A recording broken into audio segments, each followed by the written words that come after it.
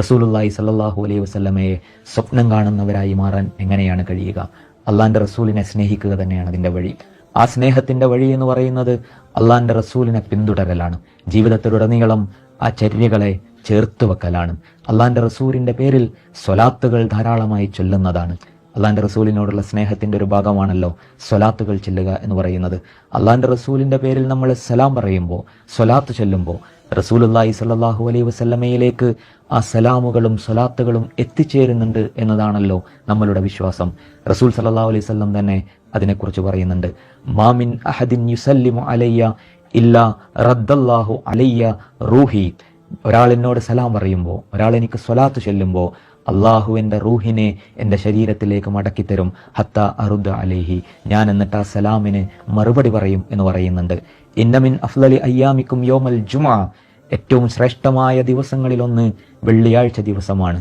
ഫഅക്സിറു അലയ്യ മിനസ്വലാത്തി ഫീഹി, അതുകൊണ്ട് നിങ്ങൾ ആ വെള്ളിയാഴ്ച ദിവസം ധാരാളമായിട്ട് നിങ്ങൾ സ്വലാത്ത് ചൊല്ലണം, എൻ്റെ പേരിൽ സ്വലാത്ത് ചൊല്ലണം.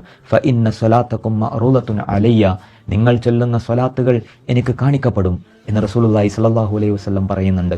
അന്നേരം സ്വഹാബത്ത് ചോദിക്കുന്നുണ്ട്, റസൂലെ, അങ്ങ് വഫാത്തായിട്ട് മണ്ണടിഞ്ഞു പോയാലും ഇങ്ങനെയാണ് ഇത് കാണിക്കപ്പെടുക? അന്നേരം റസൂലുള്ളാഹി സ്വല്ലല്ലാഹു അലൈഹി വസല്ലം പറയുന്നുണ്ട്, ഇന്നല്ലാഹ ഹറമ അലൽ അർളി അൻ തഅകുല അജ്സാദൽ അംബിയ, അംബിയാക്കളുടെ ഭൗതിക ശരീരങ്ങളെ മണ്ണ് തിന്നുന്നതിൽ നിന്നും അള്ളാഹു വിലക്കിയിട്ടുണ്ട് എന്നുള്ളത് ആ നേരത്ത് റസൂലുള്ളാഹി സ്വല്ലല്ലാഹു അലൈഹി വസല്ലം പറയുന്ന വാക്കുകളാണ്. റസൂലുള്ളാഹി സ്വല്ലല്ലാഹു അലൈഹി വസല്ലമയെ സ്വപ്നം കാണുക എന്ന് പറയുമ്പോൾ അത് നല്ല കാര്യങ്ങളാണ് അത് കൽപ്പിക്കപ്പെടുക.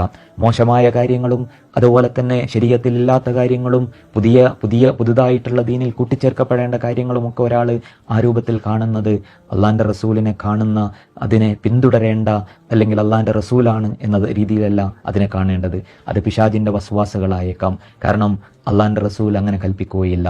മറിച്ച് ശരീഅത്തിൽ അധിഷ്ഠിതമായ കാര്യങ്ങൾ, നല്ല കാര്യങ്ങൾ, നന്മയിൽ മുന്നോട്ട് പോകാനുള്ള ഉപദേശങ്ങൾ, അതൊക്കെയായിരിക്കും അള്ളാന്റെ റസൂലിന്റെ കാണുന്ന സ്വപ്നങ്ങൾ എന്ന് പറയുന്നത്. ജീവിതത്തിൽ ഒരാഗ്രഹമായിട്ട് അതുണ്ടാവണം.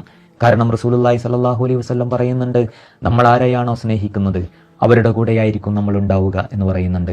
ഈ ലോകത്ത് നമ്മൾ അള്ളാന്റെ റസൂലിനെ സ്നേഹിക്കുന്നവരാണ്. ഈ ലോകത്ത് തന്നെ അള്ളാന്റെ റസൂലിനെ കാണാൻ ഭാഗ്യം ലഭിക്കുന്നവരായി നമ്മൾ മാറണ്ടേ. അള്ളാന്റെ റസൂലിനെ ഈ ലോകത്ത് കാണാൻ ഭാഗ്യം ലഭിക്കുന്ന അള്ളാന്റെ റസൂലിന്റെ കൂടെ നമ്മൾ ഉണ്ടാകുമ്പോൾ ഈ ലോകത്തിനപ്പുറമുള്ള ലോകത്തും അള്ളാന്റെ റസൂലിന്റെ കൂടെ നമുക്ക് എത്താൻ കഴിയും.